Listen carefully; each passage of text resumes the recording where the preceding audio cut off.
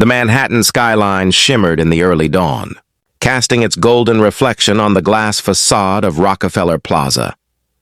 Crowds had already gathered, bundled in scarves and holding homemade signs that read, "We love you, Chris," and "Country Soul in the City." The plaza buzzed with anticipation. Chris Stapleton, the country powerhouse with the voice like gravel and honey, was set to perform live on the Today Show. Behind the set, the production floor was its usual whirl of chaos. Producers hustled around clutching clipboards, makeup artists darted between guests, and cameramen adjusted their lenses to capture every possible angle of the performance stage outside. Amid it all, Chris stood quietly in a corner of the green room, tuning his old Gibson acoustic guitar with steady, deliberate movements. His wife and musical partner Morgane stood beside him, offering that knowing smile she reserved only for him, the kind that calmed storms before they brewed. "You good?" she asked softly, brushing a strand of hair out of his face. He nodded. "Just ready to play, that's all." "That's what you always say," she teased, though her eyes held concern. He smiled faintly, eyes still down on his guitar. "'Cause it's always true." In truth, he wasn't entirely calm. The schedule had been tight, and the producers had shifted the structure of the show twice in the past 24 hours. What was supposed to be a short, friendly interview followed by a live performance had somehow turned into a feature segment, meaning longer airtime and more probing questions. Chris wasn't naive. He knew TV producers loved drama, but he hated it. He'd come for the music, not the headlines. A young assistant poked her head into the green room.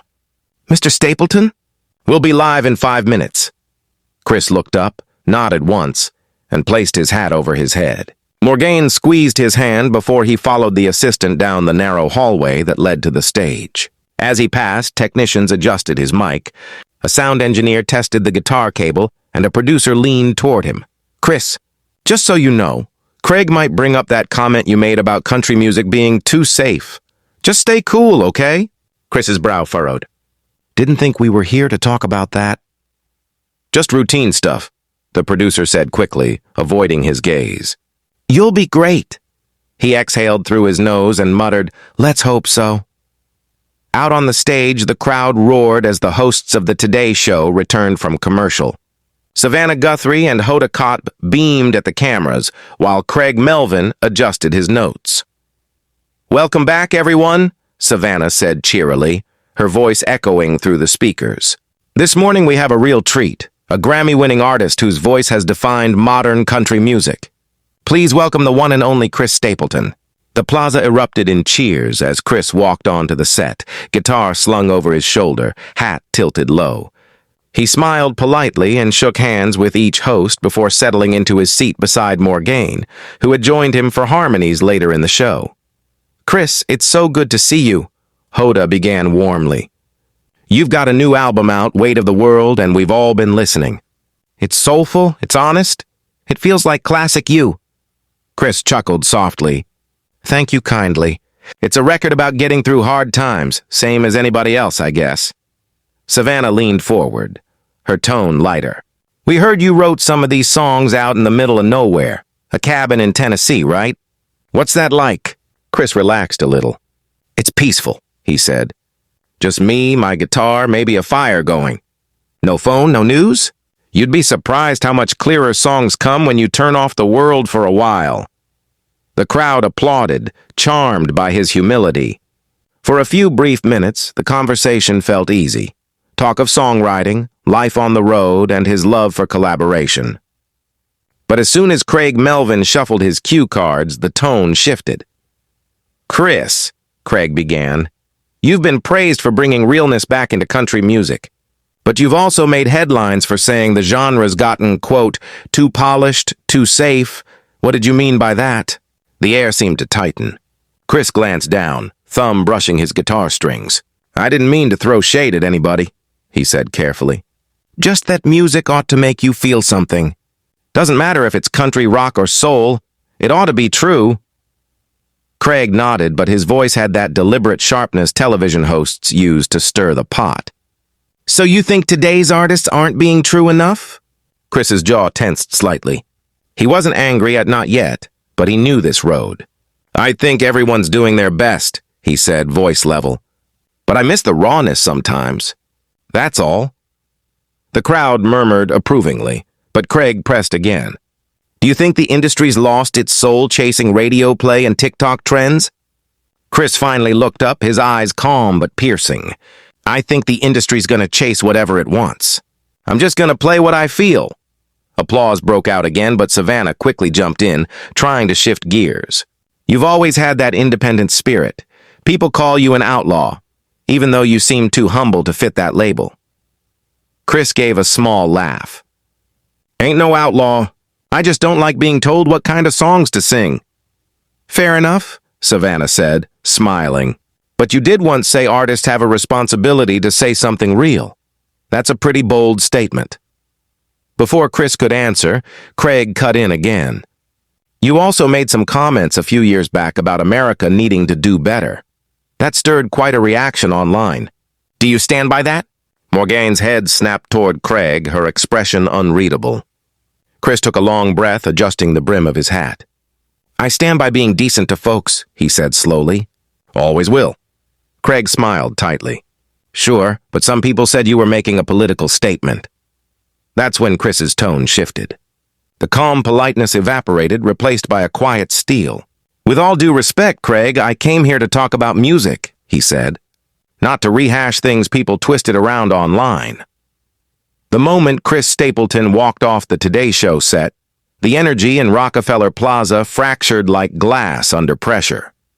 The applause outside faded into uncertain murmurs as the camera light blinked red, cutting abruptly to commercial. Inside the studio, the hosts sat frozen.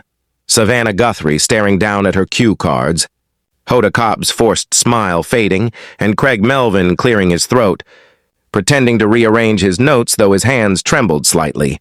The control booth erupted in confusion. What the hell just happened? Someone barked through the headset. Did he seriously walk out? Get a producer on him, now!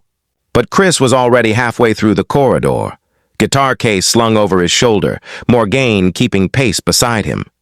The sound of his boots echoed down the sterile hallway, heavy and deliberate. His face was calm, but his jaw was set tight, the kind of quiet anger that came from deep disappointment rather than rage. A frantic producer jogged behind him, headset askew. Chris, please, can we just talk for a second? We didn't mean for it to go that way. Chris didn't slow down. I'm not mad, he said quietly. I'm just not here for that. Craig didn't mean anything by... He stopped, finally turning to face her. His expression wasn't harsh. It was steady, controlled, almost weary. I know what he meant, he said. You can't wrap bait in compliments and call it a conversation. The producer blinked, speechless, and Chris walked on. Morgane said nothing.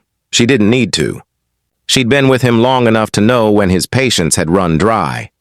By the time they reached the exit, a few stagehands were waiting near the door, unsure whether to stop him or let him go. One of them muttered nervously into an earpiece. He's leaving. Yeah, he's heading out right now. Chris turned to them, tipping his hat politely. Thank y'all for having us, he said simply. Hope you get a good show next time. He stepped out into the crisp New York air. The plaza was still filled with hundreds of fans, all expecting him to take the stage for his live performance. The chatter died almost instantly when they saw him walking toward the street instead, Morgane by his side, security trailing behind in confusion. A woman near the front of the barricade called out, Chris, are you okay? He stopped for a moment, giving her a faint smile. I'm fine, darling, he said, voice low and calm. Just need a little peace this morning. The phones came out instantly.